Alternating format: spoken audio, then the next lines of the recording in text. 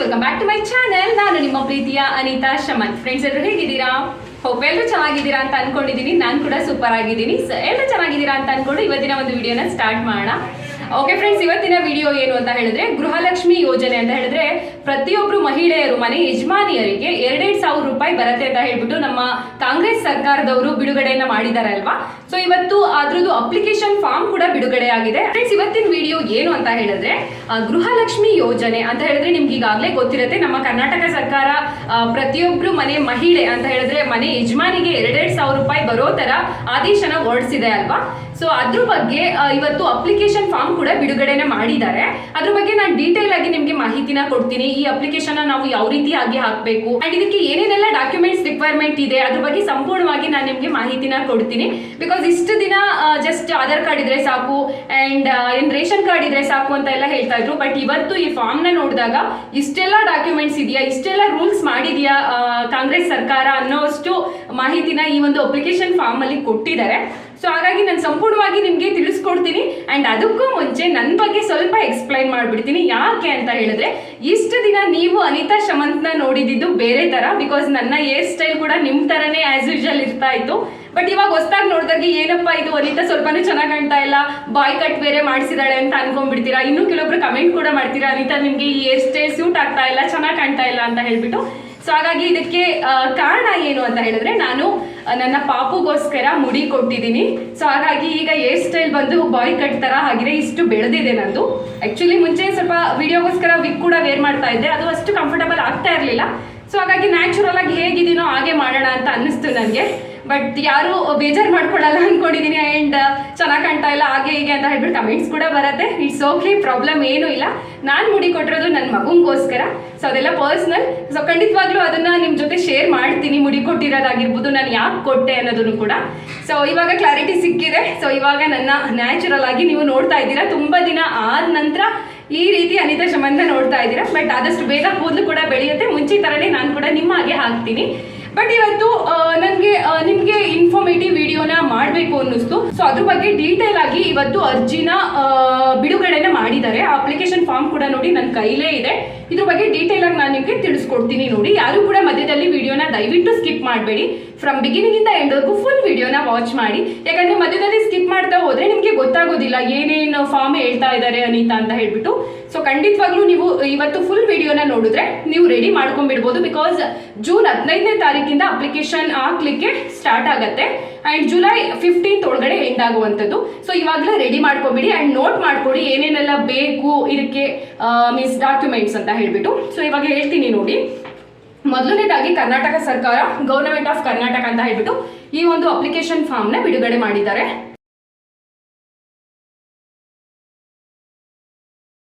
Okay friends, ನೋಡಿದ್ರಿ ಅಲ್ವಾ ಈ ಅಪ್ಲಿಕೇಶನ್ ಫಾರ್ಮ್. ಆಕ್ಚುಲಿ ನಾನು ಇವಾಗ ತಾನೇ ಜಸ್ಟ್ ಸೈಬರ್ಗೆ ಹೋಗಿ ಪ್ರಿಂಟ್ ಔಟ್ ತಗೊಂಡು ಬಂದಿದ್ದೀನಿ. ಇದು ಜಸ್ಟ್ PDF ಫಾರ್ಮೇಟ್ ಅಲ್ಲಿ ಇದ್ದಿದ್ದು ನಾನು ತಗೊಂಡು ಬಂದಿದ್ದೀನಿ ನಿಮಗೆ ತೋರಿಸ್ಬೇಕು ಅಂತ ಹೇಳ್ಬಿಟ್ಟು. ಸೊ ಏನೇನು ಬೇಕು ಅಂತ ಹೇಳಿದ್ರೆ ಫಸ್ಟು ಮನೆಯ ಯಜಮಾನಿಯ ಹೆಸರು ಮತ್ತೆ ವಿಳಾಸ ಅಂತ ಏನು ಕೇಳಿದ್ದಾರೆ. ಸೊ ನಿಮ್ಮ ಮನೆಯಲ್ಲಿ ಮೊದಲನೇದಾಗಿ ಯಜಮಾನಿ ಯಾರು ಅಂತ ಹೇಳ್ಬಿಟ್ಟು ನೀವೇ ಡಿಸೈಡ್ ಮಾಡ್ಕೋಬೇಕಾಗತ್ತೆ. ಯಾಕಂದ್ರೆ ಫಸ್ಟ್ ಗವರ್ನಮೆಂಟ್ ಅವ್ರು ಏನ್ ಹೇಳಿದ್ರು, ಮನೆ ಯಜಮಾನಿ ಅಂತ ಹೇಳಿದ್ರೆ ಅತ್ತೆ ಸೊಸೆ ಅಲ್ಲ, ಅಥವಾ ಏಜ್ ಆಗಿರೋ ಪರ್ಸನ್ ಯಾರು ಇರ್ತಾರೆ ಅವ್ರಿಗೆ ಬರುತ್ತೆ ಅಂತ ಹೇಳಿದ್ರು. ಬಟ್ ಇವಾಗ ರೂಲ್ಸ್ ಚೇಂಜ್ ಆಗಿದೆ. ಯಜಮಾನಿ ಅತ್ತೆನೂ ಅಲ್ಲ, ಸೊಸೆನೂ ಅಲ್ಲ, ಅಥವಾ ಅಮ್ಮ ಮಗಳು ಕೂಡ ಅಲ್ಲ. ಅದನ್ನ ನಾವೇ ನಮ್ಮನೆಯವರು ಡಿಸೈಡ್ ಮಾಡಬೇಕು ಅಂತ ಹೇಳಿದ್ರೆ ನೀವೇ ಡಿಸೈಡ್ ಮಾಡ್ಕೋಬೇಕು. ನಮ್ಮ ಮನೇಲಿ ಯಾರು ದುಡ್ಡು ತಗೊಳ್ಳೋದು. ಫಾರ್ ಎಕ್ಸಾಂಪಲ್ ನಿಮ್ಮ ಮನೇಲಿ ಅತ್ತೆ ಸೊಸೆ ಇದ್ದೀರಾ ಅನ್ಕೊಳ್ಳಿ. ಸೊ ನಿಮ್ಮ ಅತ್ತೆಗೆ ದುಡ್ಡು ಬರ್ಬೇಕಾ ಅಥವಾ ನನಗೆ ದುಡ್ಡು ಬರ್ಬೇಕಾ, ನೀವೇ ಇಬ್ರು ಮಾತಾಡ್ಕೊಂಡು ನಿಮ್ಮ ಮಧ್ಯೆ ಅಂಡರ್ಸ್ಟ್ಯಾಂಡಿಂಗ್ ತಗೊಂಡು ಸೊ ನಿಮ್ಮ ಒಂದು ಡಾಕ್ಯುಮೆಂಟ್ ಯಾರಿಗೆ ಬರಬೇಕು ಅದನ್ನ ನೀವು ಅರ್ಜಿಯನ್ನ ಸಲ್ಲಿಸಲಿಕ್ಕೆ ತಗೊಂಡು ಹೋಗ್ಬೇಕಾಗತ್ತೆ. ಅದು ಮೈಂಡ್ ಅಲ್ಲಿ ಇಟ್ಕೊಳ್ಳಿ. ಸೊ ಯಾರು ಕೂಡ ಅನ್ಕೋಬೇಡಿ ಅತ್ತೆಗೆ ಬರತ್ತೆ ಅಥವಾ ಸೊಸೆಗೆ ಬರತ್ತೆ ಅಂತ ಹೇಳ್ಬಿಟ್ಟು. ನಿಮ್ಮ ಮನೇಲಿ ನೀವು ಡಿಸೈಡ್ ಮಾಡ್ಕೊಂಡು ಯಾರಿಗೆ ಬರಬೇಕು ದುಡ್ಡು ಅನ್ಕೋತೀರೋ ಅವ್ರಿಗೆ ಬರುತ್ತೆ ಅಷ್ಟೇನೆ. ಸೊ ಗವರ್ಮೆಂಟ್ ಅವರು ಈ ರೀತಿಯಾಗಿ ರೂಲ್ಸ್ ನ ಚೇಂಜ್ ಮಾಡಿದ್ದಾರೆ. ಸೊ ಅವ್ರದ್ದು ಏನು ಹೆಸರು ಮತ್ತೆ ವಿಳಾಸ ಅಂತ ಹೇಳಿದ್ರೆ ನಿಮ್ದು ಪರ್ಮನೆಂಟ್ ಅಡ್ರೆಸ್ ಏನಿರುತ್ತೋ ಅದನ್ನ ಇಲ್ಲಿ ನೀವು ಮೆನ್ಷನ್ ಮಾಡ್ಬೇಕಾಗತ್ತೆ. ಅಂಡ್ ಸೆಕೆಂಡ್ ಒನ್ ಏನು ಅಂತ ಹೇಳಿದ್ರೆ ಆಧಾರ್ ನಂಬರ್. ನಿಮ್ದು ಆಧಾರ್ ಕಾರ್ಡ್ ಕಡ್ಡಾಯವಾಗಿ ಎಲ್ಲರ ಹತ್ರನೂ ಇದ್ದೇ ಇರುತ್ತೆ ಅಲ್ವಾ. ಸೊ ಆಧಾರ್ ನಂಬರ್ನ ಇಲ್ಲಿ ಮೆನ್ಷನ್ ಮಾಡಬೇಕು. Next voter ID. ಪ್ರತಿಯೊಬ್ಬರ ಹತ್ರನೂ ಈ ಗೃಹಲಕ್ಷ್ಮಿ ಯೋಜನೆಗೆ ನೀವು ಅಪ್ಲೈ ಮಾಡ್ತಾ ಇದ್ದೀರಾ, ನಿಮಗೆ 2,500 ರೂಪಾಯಿ ಬೇಕು ಅಂತ ಹೇಳಿದ್ರೆ ವೋಟರ್ ID ನಂಬರ್ ಕೂಡ ಇಲ್ಲಿ ಮೆನ್ಷನ್ ಮಾಡಬೇಕಾಗತ್ತೆ. ದೆನ್ ರೇಷನ್ ಕಾರ್ಡ್ ನಂಬರ್, ಅದು ಕೂಡ ಕಂಪಲ್ಸರಿ, ರೇಷನ್ ಕಾರ್ಡ್ ಕೂಡ ಇರಲೇಬೇಕು. So ration card number APL ಆಗಿರ್ಬೋದು, BPL ಆಗಿರ್ಬೋದು. ಸೊ ಎರಡು ರೀತಿನಲ್ಲೂ ಇಲ್ಲಿ ಅಪ್ಲೈ ಮಾಡಲಿಕ್ಕೆ ಅನುಮತಿನ ಕೊಟ್ಟಿದ್ದಾರೆ. ಸೊ ನಿಮ್ಮ ಹತ್ರ APL ಇದ್ರೂ ಕೂಡ ಆ ನಂಬರ್ನ ಅಪ್ಲೈ ಮಾಡಿ, BPL ಕಾರ್ಡ್ ಇದ್ರೂ ಕೂಡ ಅಪ್ಲೈ ಮಾಡಿ. ಅಂಡ್ ಎಂಪ್ಲಾಯ್ಮೆಂಟ್ ಅಂತ ಹೇಳಿದ್ದಾರೆ ಅಂತ ಹೇಳಿದ್ರೆ ಉದ್ಯೋಗ. ನಿಮ್ಮ ಒಂದು ಉದ್ಯೋಗ, ನೀವೇನು ಕೆಲಸದಲ್ಲಿದ್ದೀರಾ, ನೀವೇನಾದ್ರೂ ಟೀಚರ್ ಆಗಿದ್ದೀರಾ ಅಥವಾ ಇಂಜಿನಿಯರ್ ಆಗಿದ್ದೀರಾ ಅಥವಾ ಏನು ಕೆಲಸದಲ್ಲಿಲ್ಲ, ನಾನು ಮನೇಲೆ ಹೌಸ್ ವೈಫ್ ಆಗಿದ್ದೀನಿ ನಮ್ಮ ಥರ ಅಂತ ಹೇಳಿದ್ರೆ ಅದನ್ನ ನೀವು ಇಲ್ಲಿ ಮೆನ್ಷನ್ ಮಾಡಬೇಕಾಗತ್ತೆ. ನೆಕ್ಸ್ಟ್ ಬಂದು ಹಸ್ಬೆಂಡ್ ನೇಮ್ನ ಕೇಳಿದ್ದಾರೆ, ನಿಮ್ಮ ಪತಿಯ ಹೆಸರನ್ನು ಕೂಡ ನೀವು ಇಲ್ಲಿ ಮೆನ್ಷನ್ ಮಾಡಬೇಕು. ದೆನ್ ಹಸ್ಬೆಂಡ್ ಆಧಾರ್ ನಂಬರ್ನ ಕೇಳಿದ್ದಾರೆ, ಇಲ್ಲಿ ನಿಮ್ಮ ಗಂಡಂದು ಕೂಡ ಆಧಾರ್ ನಂಬರ್ನ ನೀವು ಮೆನ್ಷನ್ ಮಾಡಬೇಕಾಗತ್ತೆ. ದೆನ್ ಹಸ್ಬೆಂಡ್ ವೋಟರ್ ID, ಅವ್ರದ್ದು ಕೂಡ ವೋಟರ್ ಐಡಿನ ನೀವು ಕಡ್ಡಾಯವಾಗಿ ಈ ಒಂದು ಅಪ್ಲಿಕೇಶನ್ ಫಾರ್ಮ್ ಅಲ್ಲಿ ಫಿಲ್ ಮಾಡಬೇಕು, ಹಸ್ಬೆಂಡ್ ವೋಟರ್ ID. ಸೊ ನೆನಪಿರ್ಲಿ. ನೆಕ್ಸ್ಟ್ ಏನ್ ಕೇಳಿದ್ದಾರೆ ಅಂದ್ರೆ ಕ್ಯಾಸ್ಟ್ ನ ಕೇಳಿದ್ದಾರೆ. ಸೊ ಆಸ್ ಯೂಶುವಲ್ ಕ್ಯಾಸ್ಟ್ ನಿಮ್ದು OBC ಬರುತ್ತಾ, SC ಬರುತ್ತಾ, ST ಬರುತ್ತಾ ಅಥವಾ ಅದರ್ಸ್ ಬರುತ್ತಾ, ಯಾವ್ದಿರುತ್ತೆ ಅದಕ್ಕೆ ಇಲ್ಲಿ ಟಿಕ್ ಮಾಡಬೇಕಾಗತ್ತೆ ನೀವು. ದೆನ್ ಆಧಾರ ಸಂಖ್ಯೆಯೊಂದಿಗೆ ಲಿಂಕ್ ಆಗಿರುವ ಮೊಬೈಲ್ ನಂಬರ್, ನೋಡಿ ಇದನ್ನ ಕೇಳಿದ್ದಾರೆ. ಸೊ ತುಂಬಾ ಜನರ ಹತ್ರ ಈಗ ಇರೋದೇ ಇಲ್ಲ. ಆಧಾರ್ ಕಾರ್ಡ್ಗೆ ಒಂದು ನಂಬರ್ನ ಕೊಟ್ಟಿರ್ತೀವಿ ಆಧಾರ್ ಕಾರ್ಡ್ ಮಾಡಿಸ್ಬೇಕಾದ್ರೆ, ಬಟ್ ಆ ನಂಬರ್ ನಮ್ಮ ಹತ್ರ ಇರೋದೇ ಇಲ್ಲ. ಸೊ ಬಟ್ ಇಲ್ಲಿ ಏನ್ ಕೇಳಿದ್ದಾರೆ, ಆಧಾರ್ ಕಾರ್ಡ್ಗೆ ಲಿಂಕ್ ಆಗಿರುವಂತ ಕಾಂಟ್ಯಾಕ್ಟ್ ನಂಬರ್ ಅಂತ ಹೇಳಿದ್ರೆ ಫೋನ್ ನಂಬರ್ನ ನಾವಿಲ್ಲಿ ಮೆನ್ಷನ್ ಮಾಡಬೇಕು ಅಂತ ಹೇಳಿದ್ದಾರೆ. ಅಂಡ್ ಅದ್ರ ನೆಕ್ಸ್ಟ್ ಕಾಲಮ್ ಅಲ್ಲಿ ಎನಿ ಅದರ್ ಮೊಬೈಲ್ ನಂಬರ್ ಕೂಡ ಕೇಳಿದ್ದಾರೆ. ಬಿಕಾಸ್ ಎಷ್ಟೋ ಜನದ ಹತ್ರ ಅದೇ ನಂಬರ್ ಇರೋದು ಇಲ್ಲ ಅಲ್ವಾ, ಹಂಗಾಗಿ ಇನ್ನೊಂದು ನಂಬರ್ ನಿಮ್ಮ ಹತ್ರ ಇದೆ ಅಂತ ಅಂದ್ರೂ ಕೂಡ ಆ ಫೋನ್ ನಂಬರ್ನು ಕೂಡ ನೀವು ಇಲ್ಲಿ ಮೆನ್ಷನ್ ಮಾಡ್ಬೋದು. ಓಕೆ, ನೆಕ್ಸ್ಟ್ ಏನ್ ಕೇಳಿದ್ದಾರೆ, bank account number and IFSC code ಅಂತ ಕೇಳಿದ್ದಾರೆ. ಸೊ ಇದಂತೂ ಮಸ್ಟ್ ಅಂಡ್ ಶುಡ್ ಕಂಪಲ್ಸರಿ ಅಂತಾನೆ ಹೇಳ್ಬೋದು. ಸೊ ನಮಗೆ ದುಡ್ಡು ಬೇಕು ಅಂತ ಹೇಳಿದ್ರೆ ನಮ್ಮ ಹತ್ರ ಅಕೌಂಟ್ ನಂಬರ್ ಇರಲೇಬೇಕಲ್ವಾ. ಸೊ ಯಾವುದೇ ಅಕೌಂಟ್ ನಂಬರ್ ಆಗಿರ್ಬೋದು, ನಿಮಗೆ ಕೆನರಾ ಬ್ಯಾಂಕ್ ಅಥವಾ ಕಾವೇರಿ ಗ್ರಾಮೀಣ ಬ್ಯಾಂಕ್ ಅಥವಾ SBI ಬ್ಯಾಂಕ್, ನಿಮ್ಮ ಹತ್ರ ಯಾವುದೇ ಬ್ಯಾಂಕ್ ಅಕೌಂಟ್ ನಂಬರ್ ಇದ್ರೂ ಪರವಾಗಿಲ್ಲ. ಆ ಒಂದು ಬ್ಯಾಂಕ್ ಅಕೌಂಟ್ ನಂಬರ್, ಯಾರ ಹೆಸರಿಗೆ ನೀವು ದುಡ್ಡು ತಗೊಂತಾ ಇದ್ದೀರಾ, ಯಜಮಾನಿ ಅಂತ ನೀವು ಯಾರು ತೀರ್ಮಾನ ಮಾಡಿದ್ದೀರಾ ಅವ್ರದ್ದು ಬ್ಯಾಂಕ್ ಅಕೌಂಟ್ ನಂಬರ್ ಮತ್ತೆ IFSC ಕೋಡ್ನ ನೀವು ಇಲ್ಲಿ ಮೆನ್ಷನ್ ಮಾಡಬೇಕಾಗತ್ತೆ. ಈಗ ಇಷ್ಟು ಫಾರ್ಮ್ ಫಿಲ್ಅಪ್ ಮಾಡಿ ಆಯಿತು. ಈಗ ನೀವು ಏನೇನೆಲ್ಲ ಕೊಡಬೇಕು ಅವ್ರಿಗೆ ಡಾಕ್ಯುಮೆಂಟ್ಸ್ ಅನ್ನೋದ್ರ ಬಗ್ಗೆ ಹೇಳ್ತೀನಿ ನೋಡಿ. ಮನೆಯ ಯಜಮಾನಿಯ ದಾಖಲೆಗಳು, ಸೊ ಯಾರ ಹೆಸರಿಗೆ ಅಮೌಂಟ್ ಬರಬೇಕು ಅಂತ ನೀವು ಡಿಸೈಡ್ ಮಾಡಿ ಅನ್ಕೊಂಡಿದ್ದೀರಲ್ವಾ, ನಂದು ಕೊಡಬೇಕು ಅಂತ, ಅವ್ರು ಏನೇನು ಕೊಡಬೇಕು ಅಂದರೆ ನಿಮ್ಮದು ಒಂದು ಕಾಪಿ ಆಧಾರ್ ಕಾರ್ಡ್ನ ಕೊಡಬೇಕು ಅಂತ ಹೇಳಿದ್ರೆ ಒಂದು ಜೆರಾಕ್ಸ್ ಆಧಾರ್ ಕಾರ್ಡ್ನ ಕೊಡಬೇಕು. ಆ್ಯಂಡ್ ಒಂದು ವೋಟರ್ ID ಜೆರಾಕ್ಸ್ ಇರಬೇಕು. ಆ್ಯಂಡ್ ಬ್ಯಾಂಕ್ ಪಾಸ್ಬುಕ್ ಅಂತೂ must and should, passbook xerox ಇರುತ್ತಲ್ವಾ first copy, account number IFSC code ಎಲ್ಲ ಇರುತ್ತಲ್ಲ ಆ ಪೇಜ್ನ ನೀವು ಜೆರಾಕ್ಸ್ ಮಾಡಿ ಅಟ್ಯಾಚ್ ಮಾಡಿ ಕೊಡಬೇಕಾಗತ್ತೆ. ಆ್ಯಂಡ್ ಪತಿಗೆ ಸಂಬಂಧಿಸಿದ ದಾಖಲಾತಿಗಳು ಅಂತ ಕೂಡ ಕೇಳಿದ್ದಾರೆ. ನಿಮ್ದು ಮಾತ್ರ ಅಲ್ಲ, ಇಷ್ಟು ದಿನ ಹಸ್ಬೆಂಡ್ದು ಇದಕ್ಕೂ ರಿಲೇಟೆಡ್ ಇಲ್ವೇನೋ ಅನ್ನೋ ರೀತಿ ಏನು ಹೇಳೇ ಇರಲಿಲ್ಲ ಗವರ್ನಮೆಂಟ್ ಅವರು, ಬಟ್ ಇವಾಗ ಹಸ್ಬೆಂಡ್ದು ಕೂಡ ಕೇಳ್ತಾ ಇದ್ದಾರೆ, ನೆನಪಲ್ಲಿ ಇಟ್ಕೊಳ್ಳಿ. ಹಸ್ಬೆಂಡ್ ಏನೇನು ಬೇಕು, ಆಧಾರ್ ಕಾರ್ಡ್ ಕೊಡಬೇಕು ಆ್ಯಂಡ್ ಅವ್ರದ್ದು ಕೂಡ ವೋಟರ್ ID ಜೆರಾಕ್ಸ್ನ ಕೊಡಬೇಕು. ಸೊ ಇದಿಷ್ಟು ನಿಮಗೆ ಅರ್ಥ ಆಗಿದೆ ಅನ್ಕೊಂಡಿದ್ದೀನಿ. ಆ್ಯಂಡ್ ಇನ್ನು ಕೆಲವೊಬ್ರು ಕೇಳ್ಬೋದು, ಅನಿತಾ ಹಸ್ಬೆಂಡ್ ಇಲ್ಲ ಅಂದರೆ ಏನು ಮಾಡೋದು, ಅಥವಾ ಡೈವೋರ್ಸ್ ಆಗಿರುತ್ತೆ. ಸೊ ಈ ರೀತಿಯಾಗಿ ಅವ್ರು ಇನ್ನೂ ಏನು ಮೆನ್ಷನ್ ಮಾಡಿಲ್ಲ. ಸೊ ಅದು ಬಂದರೆ ಖಂಡಿತವಾಗ್ಲೂ ನಾನು ನಿಮಗೆ ತಿಳಿಸ್ಕೊಡ್ತೀನಿ. ಮೇ ಬಿ ಹಸ್ಬೆಂಡ್ ಇಲ್ಲ ಅಂತ ಅನ್ನೋರಿಗೆ ಮೇ ಬಿ ಡೆತ್ ಸರ್ಟಿಫಿಕೇಟ್ ಕೇಳ್ತಾರೆ ಅನ್ಸುತ್ತೆ. ಸೊ ನಾನು ಸೈಬರ್ನಲ್ಲಿ ಕನ್ಫರ್ಮ್ ಮಾಡಿಕೊಂಡು ಖಂಡಿತವಾಗ್ಲೂ ನಾನು ನಿಮಗೆ ಅದನ್ನ ತಿಳಿಸ್ಕೊಡ್ತೀನಿ. ಬಟ್ ಇರೋರು ಈ ರೀತಿಯಾಗಿ ಹಸ್ಬೆಂಡ್ದು ಕೂಡ ನೀವು ಸಬ್ಮಿಟ್ ಮಾಡಬೇಕಾಗತ್ತೆ.